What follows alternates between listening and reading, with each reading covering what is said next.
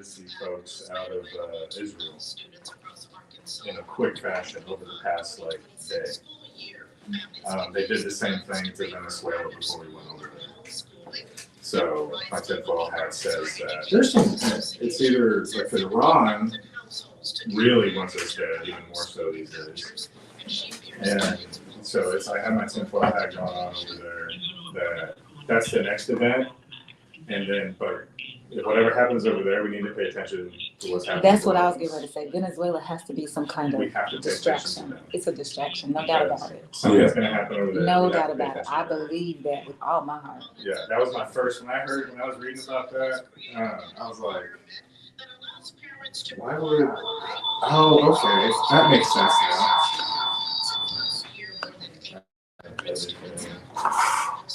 All right, I'm gonna go to work. Y'all have a wonderful day. You too. Thank you. Did you walk? I did. Nice. I got started out late, so I was hungry. I know you came in here and I was like, she had it. Like Oprah going across the field in the color purple. Did you ever see that movie? Yeah. Oh. That's a great movie. And listen, how they always made women wear dresses, I don't understand. No matter what we were doing. No matter what you did, working, doesn't matter.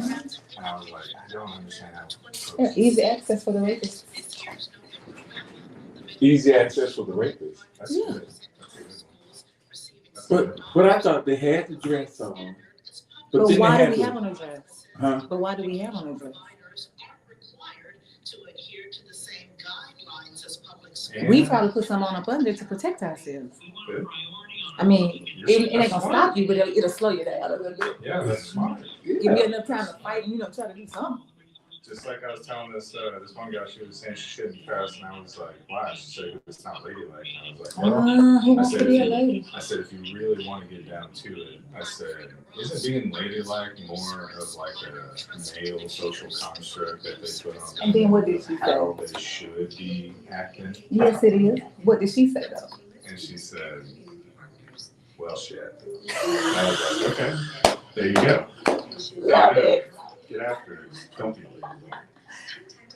All right. No, Jesse, we gotta set a date. We do. Thank you for reminding me. I'm gonna remind you every time. Please, I'm going to. We'll see you then. This is Courtney Abdul. I want you to meet Alice. Who is she? You and me. Alice stands for Asset Limited, Income Constrained, Security. Alice is working families facing high housing costs, medical debt, and more month than money. We're the majority of our Kansans. We need programs that work for us as far as we work for our state and families. Hey, policymakers and politicians, it's time to meet Alice. Who is Alice? All of us. Hey, Joe, I thought you were retired. Living on a fixed income is tough, so here I am, an essential worker. I know. I mean, food prices are going up every day. Thank goodness for benefitscheckup.org. Benefits what? Benefitscheckup.org. It's a free website where people over 60 can find help to pay for food, medicine, even utilities. I got $1,200 a year. Something is squeaking. Maybe it can help you.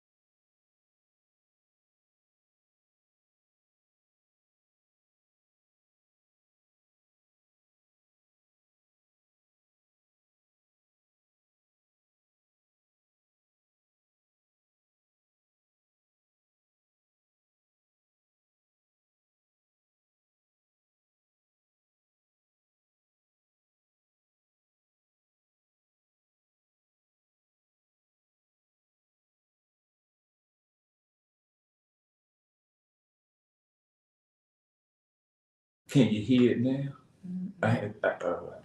Can you hear it now? I had the music up a little loud. Oh. Yeah.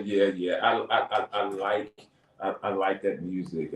It gets me going. New year, but the same old music. I hope everybody's having a great Thursday morning so far. Gonna go ahead and get the announcements in. First, just want to thank everybody for tuning in. Thank you for supporting KABF 88.3 FM, whether it's financially, whether it's with your time, whether it's with your talent. Because there's an all-out assault. I looked at even Arkansas ATN, AETN, Arkansas Education Television. It has separated itself from PBS. So you can't see any PBS programming, live PBS programming on AETN now. You have to actually get the PBS app or stream PBS. And PBS is the public broadcasting system. They've taken that away. A lot of NPR stations are closing because of the federal funding that has been taken away. And I do thank all these organizations that have stepped up, like the Ford Foundation, the MacArthur Foundation. They have stepped up to help fund some of these stations to continue, because in some areas, that's the only news that you're going to be able to get. That's the only programming you're going to be able to get because of where you live at. And so it's an assault, because what they don't want is, for people like stations like KABF 88.3 FM, they don't want you, the voice of the people, to be heard. They don't want the truth to be told. They don't want another narrative outside the narrative that they want to create. So we thank you for everything you do for KABF 88.3 FM, and we appreciate you listening. We appreciate your time. We appreciate you tuning in this morning.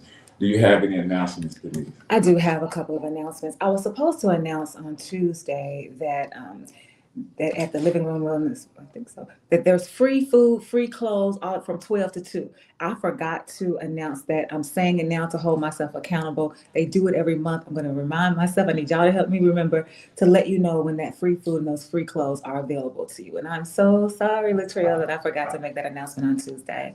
I also have this announcement from Ibrahim Abu Nasra. Saturday, January 24th at the Cowles Ron Robinson Theater. It's free entry starting at noon. It's a movie. It's a film. It's a film called The Voice of Hind Rajab. The Voice of Hind Rajab. Please mark your calendar for this event. It's being nominated for a Golden Globe, and it is very educational. That's on Saturday, January 24th at the Cowles Ron Robinson Theater. It's free, and it starts at noon. Okay. So there were a couple topics. Oh, wait, I'm sorry, got one more. January 31st, Cornel West is going to be at the Clinton Library for the Comparis, the lecture series. Yeah. So it's January 31st at the Clinton Library. Please, you need to go on and register. Even though it's a free event, you need to register this so that you can have your spot, because at some point there are going to be no more seats available. Yes, I'm going to try to make that. Yeah, I think that'd be interesting. I'm going to try. The one thing about me, I'm learning this year not to commit and say I'm gonna do something until I check my calendar, until I check things. That's one of the things that I took from last year, or a few, that someone told me, listen, quit committing to things. You ain't checked your calendar. You don't know if you got appointments for your family. You don't know if you got appointments. You just jump in. So I'm trying to do better. I'm trying to be more aware. That's why I said, I'm gonna try. I'm gonna check and see if I can make it. If I can, I will be there. If I can't, then I try to get information about it. So, like I said, there was two topics that were floating around in my head for the past couple of days about the show. We know that this first week of 2026, a lot of interest, a lot of things have happened. You know, there was the kidnapping, and I'm going to say it straight up in my way. There was a kidnapping of a foreign president, you know, on their soil that the U.S. went in and on trumped up charges. You know, black folks, y'all know about them trumped up charges. You have to just make White up. folks know about them too, because they do it. Yeah. Then you had this administration withholding billions of dollars from 5 states, all Democratic run states, for child care. You had the killing of, Just in case you didn't know. you had the killing of an unarmed woman in Minneapolis yesterday. You had the president talked about you need to take over Greenland. You had the president talk about that we're not worried about Cuba anymore because it's going to fail. It's already getting ready to fall. And talking about going into other South American countries and take over. So all that is playing out. But also another topic that was going on that I was wrestling with for this morning is that at one of the nursing homes we represent in Louisiana, the administration, showing their privilege, decided to influence employees to decertify from the union. And they used various tactics. Basically, they helped them fill out the petition to decertify. So as a union, we filed a charge against the company. And so for the past couple of months, it's been some affidavits going on everything. So I received a phone call on Monday, an urgent phone call from the attorney for the facility saying that, hey, we have withdrawn our petition to decertify. Can you let the labor board know that, that you wanted that, if it's okay, if it's possible for the union to withdraw their charges, and then we're getting ready to go ahead and negotiate for a new contract. And I'm like, wow, okay. So I found out later, talking to some of the employees, that what happened was that the labor board sent out subpoenas to almost every employee and administration. Now, you would think if you haven't done anything wrong, a subpoena ain't gonna bother you because all I gotta do is go in and tell the truth. But it let me know, because once those subpoenas hit, now you want to call and say you want to withdraw these things. And so it let me know that the administration wasn't sure or wasn't on solid footing as they tried to make it out to be. The big takeaway from this is that the administration basically was saying, if you go ahead and get rid of the union, we'll give you a raise. We'll give you more money. But they could have given them more money at any time. They could have gave them raises at any time. But the administration did not tell them, if you get rid of the union, if the union leaves, then your rights leave also. And we really don't have to give you a raise anyway. And so part of the topic I was going to use with that was that when you think about what's going on in this country now, so many people are being tricked into believing that if I get this, I'm going to be okay. But you're losing if you notice, our rights are being slowly but surely taken away.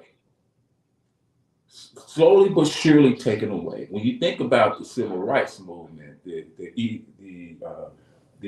feminist movement, the LGBTQ movement, all those movements was about rights. We want rights. Martin Luther King, yes, we do want fair wages, but we also want rights. You know, I don't care how much money you got. And we found that out, especially in the Black community. You can have all the money you want as a Black person, but if you don't have the right to do with that money as you please, because in certain areas you can't live in, it's certain, you still, if you're driving down the street, I don't care if you got a Rolls Royce, Mercedes Benz, or a Honda, or a Chevy Chevette. I don't think they make them anymore, but you can have a pocket full of money, but you still can die. Your rights can still be taken away. Your life can be taken away. So at what point in time do you stop settling for the okie doke and start fighting more for your rights? So those are the two things that were bouncing over in my mind, and just on another addition to the first part, talking about the all the different things that's going on. The question I have with that is, no matter how you identify, Denise used to ask me all the time, and I couldn't understand it at first, and it used to frustrate me, because she would ask me on the air sometimes, and it would just frustrate me. So, what do you identify with first? Do you say you are a Christian that's Black? Do you say you are an American, or are you Black and you're American? Do you say you identify Black first and everything else second? And now I understand what she's saying. I understand it. But on the back end, it's that word American. American. So if we all are American, living in this country, do we share any type of responsibility to what America is doing?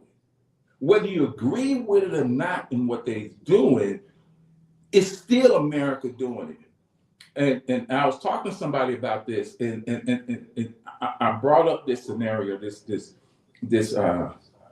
example. I knew so many people growing up, and so many people that lived in the projects, lived in the neighborhood, that someone in the family, in that household, was selling drugs. And everybody in the household knew that this person was selling drugs.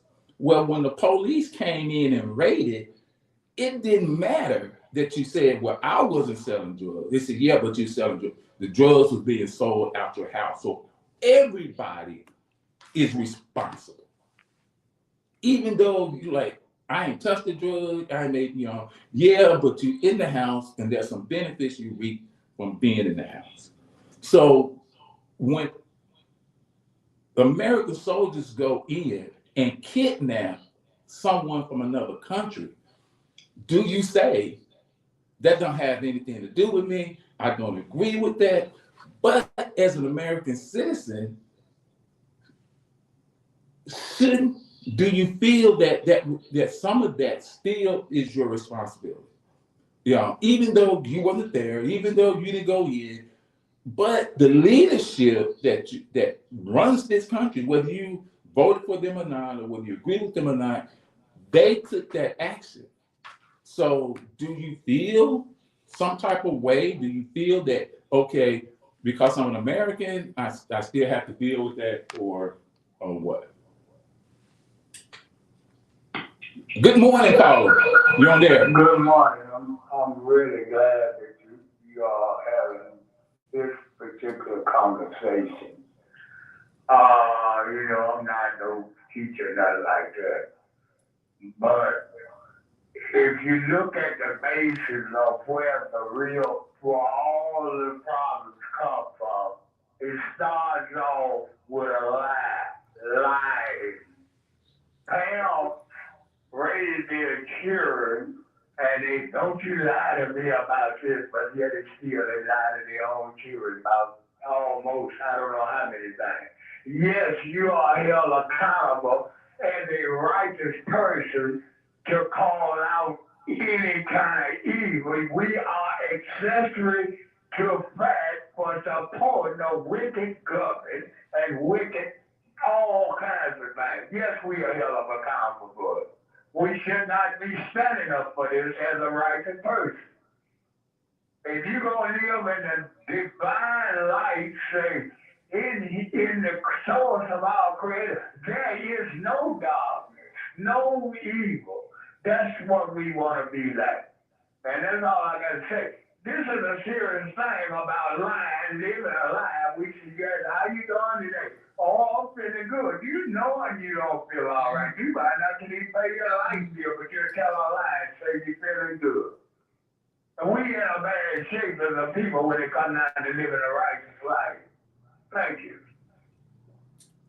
Yeah, you know, and thank you, caller. And so I do both of those things out there. I know I was kind of bouncing around a little bit, but you know, but both of those things were in my head. You know, and I was trying my best trying to separate the two, but I thought maybe if I, you know, give a scenario with both, maybe it would broaden out how the discussion is going to be. You can pick as a caller, you can pick any one of those things you want to talk about, but I think both have merit in what we need to discuss, what's going on in this country. Caller, you're there.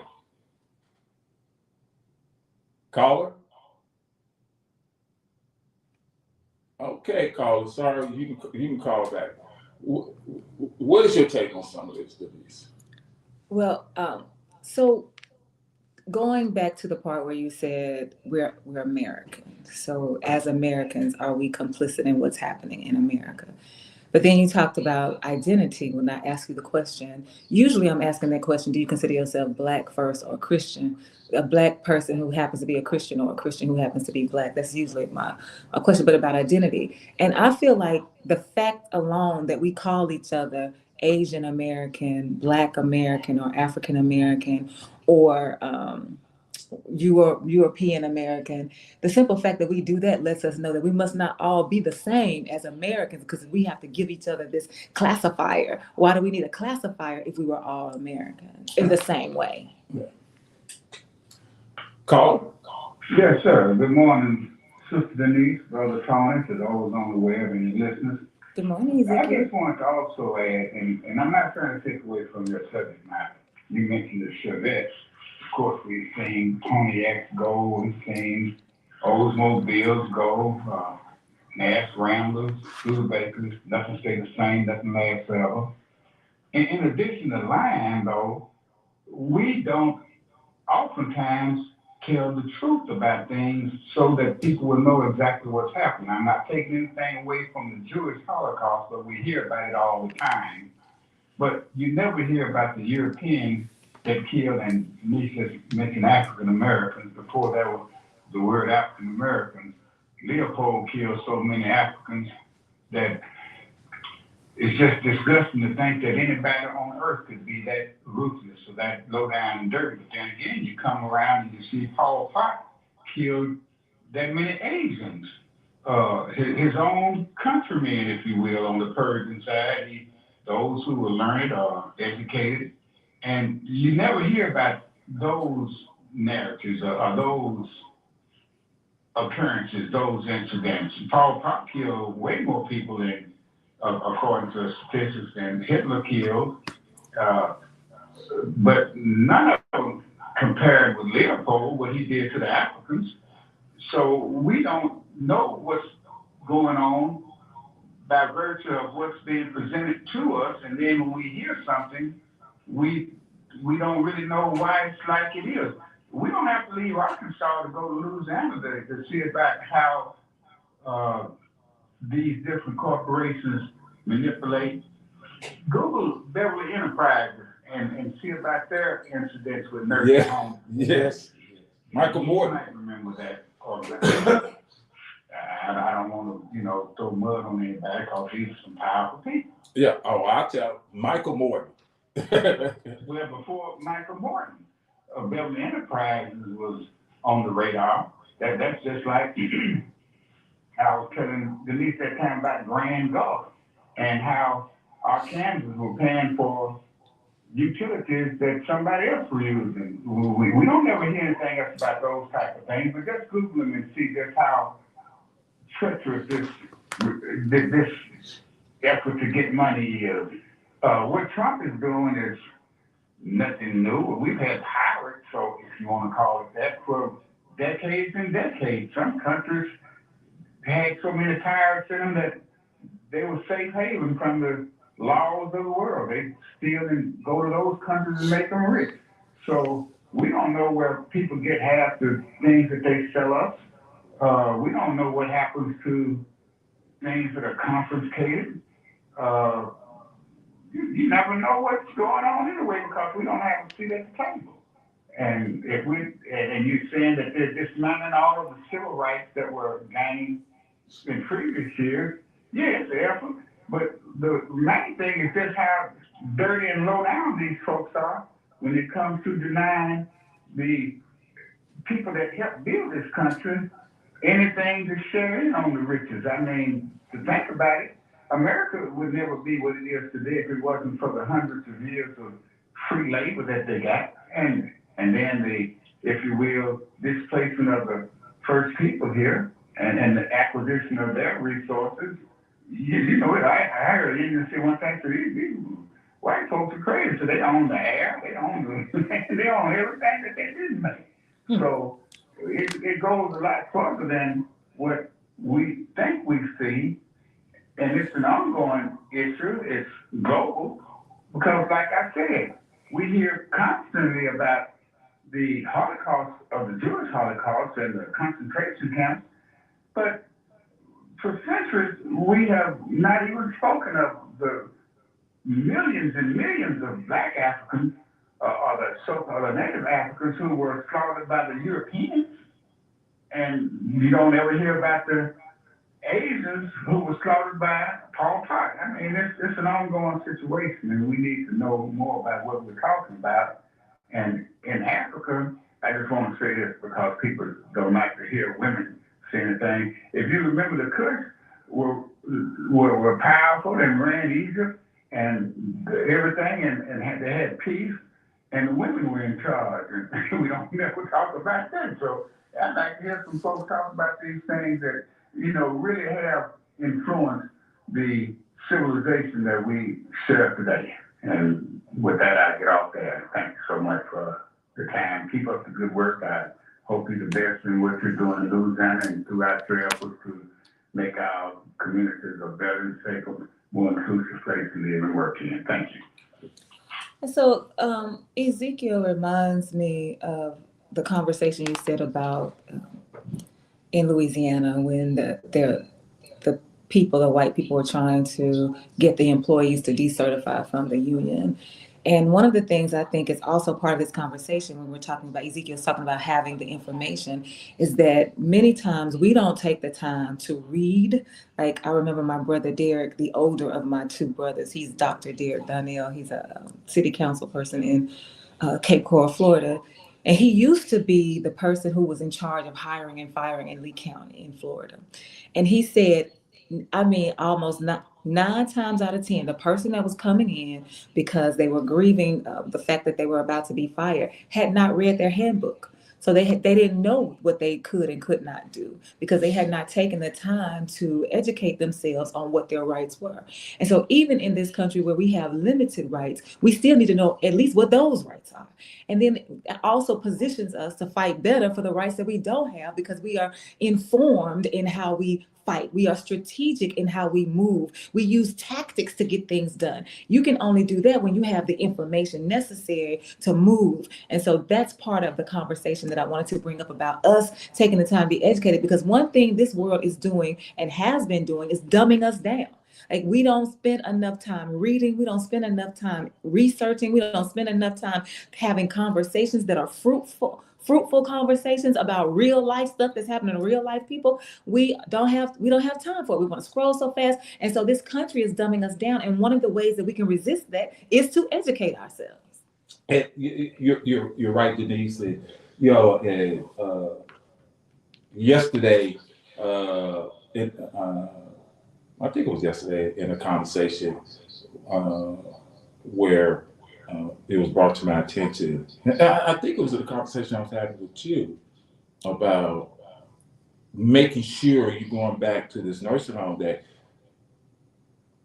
the people didn't know. Yeah. That was me. That was And me. so, you know, at that moment, I said, you know what, I'm going to do better. You know, and I started yesterday with my city employees. You know, sitting down with leadership and said, "Hey, we need to do a better job in letting our members know about what the contract says, what the policy says, what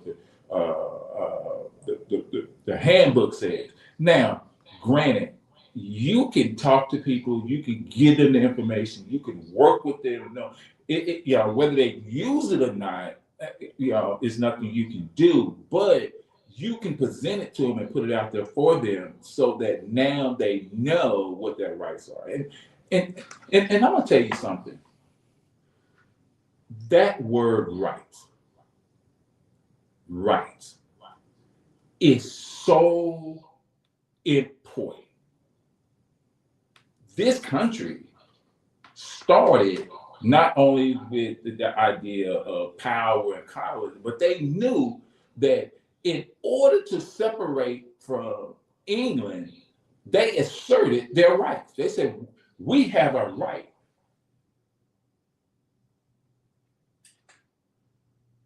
Call you on there. Yes, good morning. Peace and love to all. Brother Soul being here. Good morning. Now, it sounds like you might have been ushering in the era of terror again. The area of what? Era of terror. I heard you yesterday say if we were to speak about certain things that our president might have the National Guard at the front door. Oh, yeah. Like I say, we should have nothing to fear, especially if we're codified.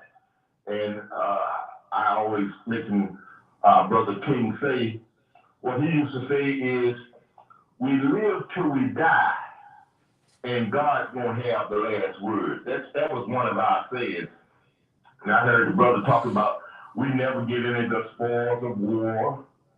Now, our biggest deal is that the racist man, and well, I'll say one of the most destructive things that the racist man and racist woman do, and I'm talking about white supremacy collectively, is require non-white people to, what they require us to do is to lie to ourselves and to speak as if the lies were true.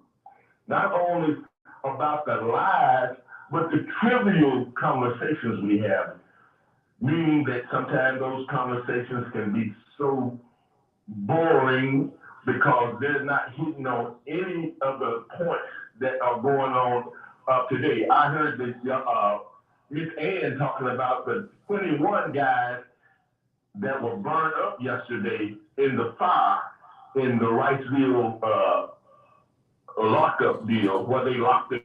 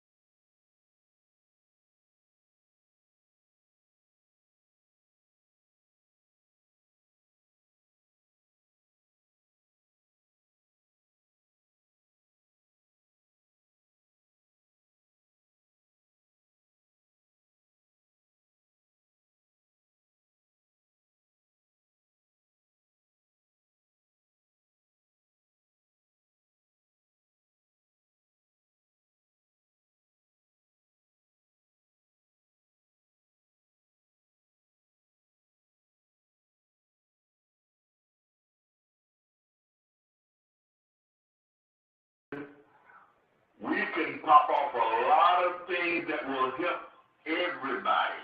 But we have to do it through proper information. Like the sister says, we have to study and be up on what's going on. But when you get it in your head, just don't share it. I mean, don't be afraid to share. And I always say, God is on my side, and if God is on my side, I'm pretty sure He's on our side. Again, peace and love to all, because I don't want to get carried away, but I'm going back to the point about the era of terror. We've been through that here in Arkansas. I don't know what it was like in Mississippi, and I don't know what it was like in Chicago, but I'm pretty sure the Arkansans are pretty patriotic to each other about the come up. Again, peace and love to all. All right, thank you, Carl. And so I know one of the conversations we like to have is about finances and wealth.